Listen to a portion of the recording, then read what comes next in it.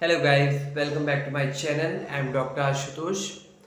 और आज के वीडियोस जो है वो मैंने बनाया है ऑन गोइंग इंटर्न बैच के लिए स्पेशली, और उन स्टूडेंट्स के लिए जो अभी एग्ज़ाम की प्रिपरेशन कर रहे हैं, नीट एमडीएस की प्रिपरेशन कर रहे हैं और INICET फॉर जनवरी सेशन और जुलाई सेशन प्रिपरेशन कर रहे हैं। उनके लिए मैंने ये वीडियो स्पेशली बनाया है। तो दोस्तों, वीडियो स्टार्ट करने से पहले मैं कुछ पॉइंट्स आपके सामने क्लियर करना चाह रहा हूँ कि अगर आप अभी के ऑनगोइंग इंटर्न बैच हो और आपने अभी तक अपना प्रिपरेशन ठीक से स्टार्ट नहीं किया है, ठीक से क्या अभी तक आपने अपना प्रिपरेशन स्टार्ट भी नहीं किया है, तो मैं आपको कुछ मतलब कि ट्रिक्स बताऊंगा, कुछ स्ट्रेटजी बताऊंगा कि आपको कैसे पढ़ना है। क्योंकि देखिए, अगर एग्जाम जो होता है एक्सटेंड नहीं हुआ और एग्जाम आपका 8 जनवरी को हो गया, तो अभी आपके पास ज़्यादा टाइम नहीं रहा है एग्जाम के लिए। बहुत सारे स्टूडेंट्स के दिमाग में होता है कि वो एग्जाम बस क्वालिफाई कर लें और फिर मतलब किसी भी प्राइवेट कॉलेज में जाकर एडमिशन ले लेंगे। और कई सारे स्टूडेंट ये रहता है कि कुछ मार्क्स कम हो गया तो चलो रिवाइज कट ऑफ आएगा तो रिवाइज कट ऑफ में एडमिशन ले लेंगे। लेकिन रिवाइज कट ऑफ में श्योरिटी ये तो नहीं ना होता है कि आपको अपना मतलब कि कॉलेज मनचाहा मिल जाए, आपको मनचाहा ब्रांच मिल जाए, आपको मनचाहा अमाउंट का कॉलेज मिल जाए। ऐसा सब नहीं होता है रिवाइज कट ऑफ में, तो सिनेरियो पूरा चेंज हो जाता है।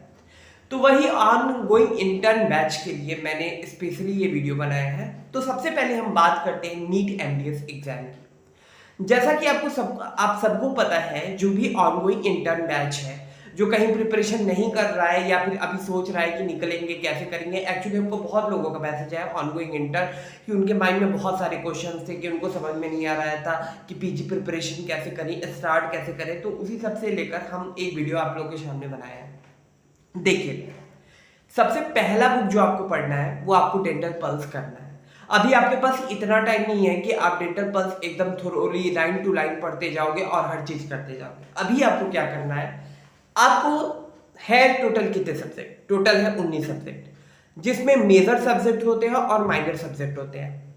मेजर सब्जेक्ट की अगर हम बात करें तो फर्स्ट ईयर का anatomy, dental anatomy, dental histology, second year का dental materials, general pharmacology, third year का तीनों सब्जेक्ट बहुत इंपॉर्टेंट है, और फाइनल ईयर का जो है आपका प्रोस्थोडोंटिक्स इंपॉर्टेंट है, ऑर्थोडोंटिक्स इंपॉर्टेंट है, पेरियोडोंटिक्स इंपॉर्टेंट है, और समहाउ जो है आजकल पीडोडोंटिक्स भी इंपॉर्टेंट है, ओरल मेडिसिन एंड रेडियोलॉजी भी बहुत इंपॉर्टेंट है। तो मोरेओवर दोस्तों, आप लोगों को सबसे पहले मेजर सब्जेक्ट पे फोकस करना है। अगर माइनर सब्जेक्ट थोड़ा बहुत स्किप भी कर दिए, लाइक बायोकेमिस्ट्री कर दिए, माइक्रोबायोलॉजी कर दिए, जर्नल पैथ कर दिए, पैथ भी आपका कहीं ना कहीं कवर हो ही जाएगा अगर आप जनरल मेडिसिन कर लेते हो तो दोस्तों आपको क्या करना है, अगर आप कोई मतलब अभी स्टार्टिंग की हो प्रिपरेशन करना, तो सबसे पहले आपको क्या करना है कि डेंटल पल्स उठाना है अपना। पल्स का आपको जो सब्जेक्ट होता है उसके पीछे का साइनोप्सिस पढ़ना है, और जो भी इंपॉर्टेंट साइनोप्सिस है, लाइक क्लासिफिकेशन जो भी है, ड्रग्स का नेम जो भी है, किसी डिजीज या का डिसऑर्डर जो भी है, या फिर किसी ड्रग का इंडिकेशन कॉन्ट्रा इंडिकेशन जो भी है, उसको मार्क कर लेना है और उसको रिवीजन करना है। आपको पूरा साइनोप्सिस दोबारा से रिवीजन करने की जरूरत नहीं है, क्योंकि आपके पास इतना टाइम नहीं बचा है कि आप इसको दोबारा से रिवीजन करो। इसके बाद क्या करना है, आपको क्वेश्चंस बनाना शुरू करना है। मैंने अपने प्रीवियस वीडियो में बताया था कि आपको क्वेश्चंस के पीछे का भी साइनोप्सिस पढ़ना है और उसको भी मार्क करना है, लेकिन अभी आपके पास इतना टाइम नहीं है कि आप जो है वो मार्क करो और फिर से पढ़ाई करो। आप क्या करो, आप वो सब्जेक्ट का क्वेश्चन बनाओ और जिस क्वेश्चन में फंस रहे हो उस क्वेश्चन को घेर लो और केवल उसी क्वेश्चन का साइनोप्सिस देखो। और अगर आपको सारे क्वेश्चन में डाउट है तो पीछे का साइनोप्सिस उस पर्टिकुलर चैप्टर का एक बार अच्छे से पढ़ लो। तो इससे क्या होगा, आपका जो है वो टॉपिक क्लियर हो जाएगा और आपका पल्स कवर हो जाएगा। अब आपको क्या करना है, आपको हफ्ते में पल्स का रिवीजन नहीं करना है। आपको देखिए, दिन और रात मतलब कि 24 घंटे में अगर आप पढ़ रहे हो रोज 12 से 15 घंटा, तो आपको 5 घंटे का बनाना है अपना चार्ट 3 सब्जेक्ट को लेकर पर डे। लाइक अगर आप एनाटॉमी कर रहे हो तो उसी से रिलेटेड आपको सर्जरी उठाना है और उसी से लेकर ओरल सर्जरी उठाना है। ये तीनों एक साथ करो। सेकेंड, आपको जो स्ट्रेटजी करना है वो आपको, अगर आप ये कर रहे हो फार्मेकोलॉजी कर रहे हो तो उसी के साथ आपको मेडिसिन करना है। अगर आप ओपैथ कर रहे हो तो ओपैथ के साथ आपको ओरल मेडिसिन और ओरल रेडियोलॉजी भी खत्म करना है। इसके बाद अगर आप डेंटल मटेरियल्स कर रहे हो तो उसके साथ आपको प्रोस्थोडोंटिक्स करना है, प्रोस्थोडोंटिक्स के बाद आपको पीडोडोंटिक्स करना है और उसी के बाद आपको ऑर्थोडोंटिक्स स्टार्ट करना है। ये जो है मैं आपको बता रहा हूं कि आप कैसे कम टाइम में स्मार्ट स्टडी कर सकते हो। सी, कम टाइम में हार्ड वर्क कभी भी आपका मैटर तो करेगा, लेकिन आपका स्मार्ट स्टडी उससे ज्यादा मैटर करेगा। तो आपको सब्जेक्ट वाइज डिवोट करके पढ़ना है। मैंने एक बुक और आपको बताया था नीरज वाधवान करके, नीरज वाधवान का एक्सप्लेनेशन पढ़ो, अभी इतना टाइम नहीं है। आजकल नीट में जो है वो मतलब कि रिपीटेड क्वेश्चंस रहता ही है 10-15, तो उसके लिए आप नीरज वाधवान का 10 साल का पेपर जो है वो पढ़ लो, मतलब उस पेपर को सॉल्व कर लो। पर डे एक पेपर सॉल्व करो, या पर डे में नहीं कर पा रहे हो, वो 240 क्वेश्चन नहीं लग पा रहा है तो 2 से 3 दिन लो, और फिर एक बार उस क्वेश्चन को एग्जाम जब आ जाए, एग्जाम के 15 दिन 20 दिन पहले उस क्वेश्चन का क्या करो, रिवाइज करो। मैं ये चीज उनके लिए बता रहा हूं जो ऑनगोइंग इंटर्न बैच है, जिन्होंने इंटर्नशिप में बिल्कुल नहीं प्रिपरेशन किया और अभी उनका प्लान बन रहा है कि अभी हमको प्रिपरेशन करना है और फिर एग्जाम क्लियर करके एडमिशन लेना है। गवर्नमेंट कॉलेज के लिए नहीं, गवर्नमेंट कॉलेज के लिए तो स्टार्टिंग से पढ़ना होता है। थर्ड चीज आपको क्या करना है, आपको कोई टेस्ट सीरीज ज्वाइन कर लेनी है। आप सीडीज का टेस्ट सीरीज ले लो, आप मैराइटर्स ले लो, आप एस अचीवर्स का टेस्ट सीरीज ले लो। इससे क्या होगा, आपको जो है वो पता चलेगा कि क्वेश्चन का लेवल कैसा होता है, क्वेश्चंस कैसे होते हैं। कई बार जो हमारे टेस्ट सीरीज के क्वेश्चंस होते हैं ना, उसमें से भी कई क्वेश्चन जो होते हैं वो डायरेक्ट पूछे जाते हैं एग्जाम में। तो इस टेस्ट सीरीज ज्वाइन करने का आपका ये भी एक फायदा होगा। बस ये 3 चीज करो, कभी भी बुक को नहीं उठाना है। अभी देखो 8 जनवरी को अगर एग्जाम हो जाएगा तो उसके लिए अब तो फॉर्म आ जाएगा, अगर 8 जनवरी को एग्जाम हुआ तो अभी उसके लिए इतना नहीं टाइम है कि तुम पहले बुक पढ़ो फिर तुम पल्स पढ़ो, बिल्कुल नहीं। पल्स खत्म करो फिर दोबारा से पल्स पढ़ो, ठीक है। और ऐसा नहीं है कि पहली बार पढ़ो तो एकदम झटके से पढ़ जाओ कि कुछ पता ही नहीं चल रहा, हवा में उड़ गया है, सब कुछ उड़ गया, बिल्कुल नहीं।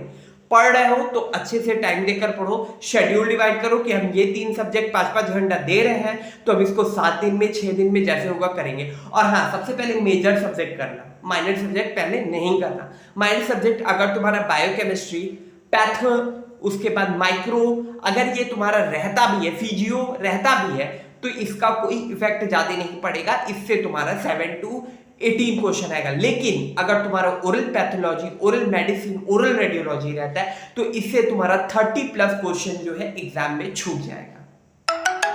टेस्ट सीरीज का तुम्हारा सबसे बड़ा एक और फायदा होगा कि देखो, अगर तुम टेस्ट सीरीज करते हो, ठीक है, अगर तुम टेस्ट सीरीज कर रहे हो तो उससे तुमको इमेज बेस्ड क्वेश्चंस भी पता चलेगा, ठीक है। ये फायदा है टेस्ट सीरीज का। तो इसीलिए मैं बोल रहा हूं तुम ऐसे प्रिपरेशन इसलिए बनाओ। और हाँ, इमेज बेस्ड क्वेश्चन जरूर सॉल्व करना, क्योंकि इमेज बेस्ड क्वेश्चन जो होता है वो एग्जाम में आजकल बहुत पूछा जाता है, विशेषकर pedodontics, oral medicine, oral pathology, oral radiology, periodontics के इंस्ट्रूमेंट, ओरल सर्जरी के इंस्ट्रूमेंट, जनरल सर्जरी में कोई साइनस फिस्टुला, इस सबसे क्वेश्चन रहता ही रहता है, एनाटॉमी से भी रहता है।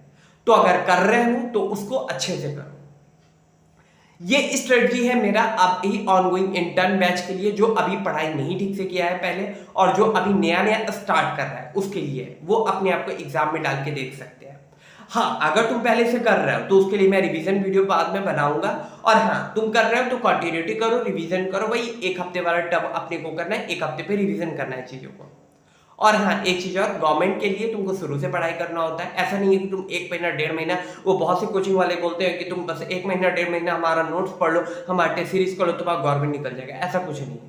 गवर्नमेंट का आजकल कट ऑफ बहुत हाई है। अगर तुम्हारा 450 रैंक तक है तब तुमको जाकर ओरल पैथोलॉजी मिलेगा। क्लिनिकल सीट तो भूल ही जाओ, तुमको 300 रैंक 350 रैंक के अंदर सब खत्म हो जा रहा है जनरल कैटेगरी के लिए। तो ये हाल है आजकल कंपटीशन का, नीट एमडीएस का।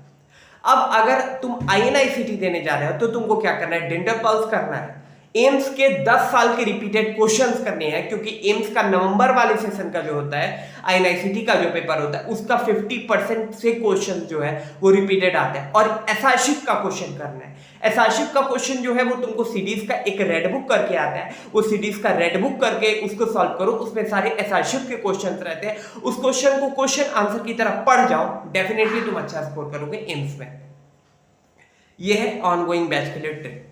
और एक इंपॉर्टेंट चीज और है कि हम सोच रहे हैं कि हम तो आप लोगों को प्रिपरेशन टिप्स देते ही रहते हैं, अब हम कुछ जो है मतलब कि एकेडमी से रिलेटेड, मतलब कुछ जो है टॉपिक एग्जाम के नीट एमडीएस के पॉइंट ऑफ व्यू से जो है वो कवर करेंगे, जो कि डेंटल पल्स, नीरज वाधवान और कुछ मेरे अपने नोट्स का रहेगा। तो आप लोग हमको बताइएगा कि हम पहले कौन सा सब्जेक्ट स्टार्ट करें, आप लोग कौन सा सब्जेक्ट चाहते हैं। तो वीडियो कैसा लगा ये बताइएगा, और आप लोग जैसे कमेंट करेंगे हम उस हिसाब से वो सब्जेक्ट स्टार्ट करेंगे और इंपॉर्टेंट टॉपिक स्टार्ट करेंगे। तो जरूर से हमको बताइएगा आप लोग को कौन सा टॉपिक चाहिए, किस पे चाहिए लेक्चर, या किस पे आपको हेल्प चाहिए, हम आपकी पूरी हेल्प करेंगे। अगर वीडियो अच्छा लगा हो तो चैनल को लाइक करिएगा, सब्सक्राइब करिएगा और शेयर करिएगा, और कमेंट करना नहीं भूलिएगा। कमेंट करके जरूर बताइएगा हम किस सब्जेक्ट के साथ स्टार्ट करें। तब तक के लिए thank you, have a nice day.